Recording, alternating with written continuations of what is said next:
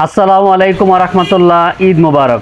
Asia লাইনের নতুন সংযোজন ঢাকা কুমিল্লা এয়ারপোর্ট রোডের এশিয়া এয়ারকো নন এসি। তো এই বাসটা নিয়ে আমি আপনাদেরকে এর আগে একটা ভিডিও দিয়েছিলাম, একটা পোস্ট দিয়েছিলাম যে কুমিল্লা শাসনগাছা থেকে এয়ারপোর্ট আবদুল্লাহপুর রোডে একটা নন এসি বাস সার্ভিস দেওয়া হয়েছে। তো ভাবলাম যে আসলে এই সার্ভিসটা হয়েছে, এটা আসলে একবার ভ্রমণ করা উচিত, এটা একটু অভিজ্ঞতা দরকার, সার্ভিসটা কেমন একবার ভ্রমণ করব। তো টাইমিং মিলে কিনা এই জন্য কনফিউজ ছিলাম। তো আজকে ঈদের দ্বিতীয় দিন, তো দ্বিতীয় দিন ঘুম থেকে উঠে একদম আর্লি ঘুম থেকে উঠলাম, ভোর 4টার মধ্যে উঠে ফজর নামাজ পড়ে রাস্তায় এসে দেখি যে একদম পুরো দিনের আলো ফকফকা হয়ে গেছে।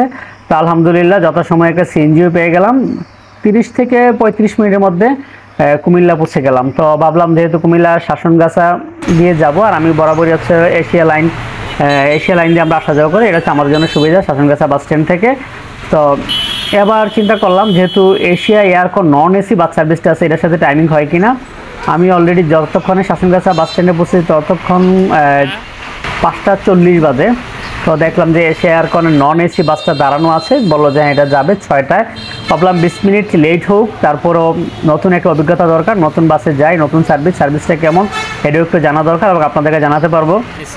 তো 6টায় টাইম বললো, ওরা আসলে যত সময় ছাড়তে পারেনি, কারণ হচ্ছে ওদের আবদুল্লাহপুর রোডটা আসলে অপরিচিত, এই রোড সম্পর্কে অনেকে জানে না। এদিক থেকে যে শাসনগাছা থেকে আবদুল্লাহপুরে বাদ যায়, এয়ারপোর্ট আবদুল্লাহপুর রামপুরা ব্রিজ বনশ্রী হয়ে যায়।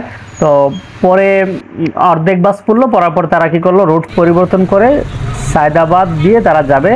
তো তখন বাকি বাসও ফিল আপ হয়ে গেল, সায়দাবাদ দিয়ে রওনা দিয়ে দিল।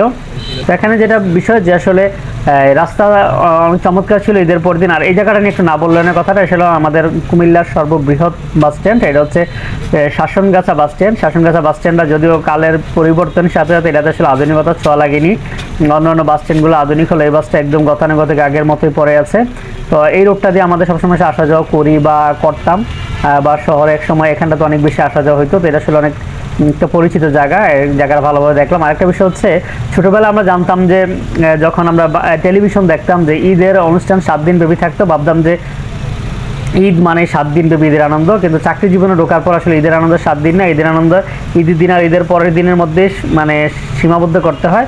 কারণ হচ্ছে ঈদের একদিন পরে অফিস, যেমন আজকে আমার অফিস খোলা, এই জন্য আসলে ঈদের আনন্দ বাবা মার সাথে ফ্যামিলির সাথে আসলে বেশিক্ষণ থাকা সম্ভব হয়নি, সবাইকে বাড়িতে রেখেই কর্মস্থলের উদ্দেশ্যে রওনা দিয়ে দিলাম।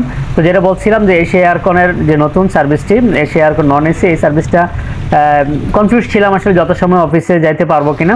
তা আলহামদুলিল্লাহ রাস্তা একদম ফাঁকা ছিল। ঈদের পরে আমার কাছে মনে হয় যে হাতে গোনা কয়েকটা অফিস হয়তো খোলা ছিল, আমরা ছাড়া কেউ নয়। একদম 40 মিনিটে চলে আসছিলাম দাউদকান্দি টোল প্লাজা, একদম 40 মিনিট, রাস্তা একদম ফাঁকা। টোল প্লাজায় এসে একটু ধীরগতি, মানে এখানে 4-5টা গাড়ি ছিল সামনে। তারপর আবার মানে খুব চমৎকার, রাস্তা খুব ভালো ছিল। মনে হয় যে আমাদের এই রোডটা যদি সবসময় এমন হতো যে রাস্তাঘাট এতটা ফাঁকা থাকতো। সব মিলিয়ে 1 ঘন্টা 20 মিনিটের মধ্যে সায়দাবাদ পৌঁছে গেছি। আর রাস্তা চমৎকার ছিল, কোথাও কোনো ট্রাফিক ছিল না, কিছু না। 1 ঘন্টা 20 মিনিটে যখন আমরা হানিফ ফ্লাইওভার আসছি। তো আলহামদুলিল্লাহ একটা চমৎকার জার্নি। আমার কাছে মনে হয় এশিয়া এয়ারকো নন এসিটা আসলে আপনার জার্নি উপভোগ করতে পারেন, ভালো সার্ভিস। তাদের জার্নি মানে সার্ভিসটা অব্যাহত রাখ, ভাড়াও কিন্তু রিজনেবল ছিল, 300 টাকা 350 টাকা ভাড়া ছিল এয়ারপোর্ট আবদুল্লাহপুর পর্যন্ত। সার্ভিসটার মানে দীর্ঘদিন ভালোভাবে মানে সার্ভিস দিবে প্রত্যাশা আজকের মতো শেষ করছি। যদি ভিডিওটা ভালো লাগে অবশ্যই শেয়ার করে দেবেন, কেমন লাগলো মন্তব্য করে জানান, আপনার ঈদ কেমন কাটছে জানাতে বলবেন। আসসালামু আলাইকুম রহমতুল্লাহ।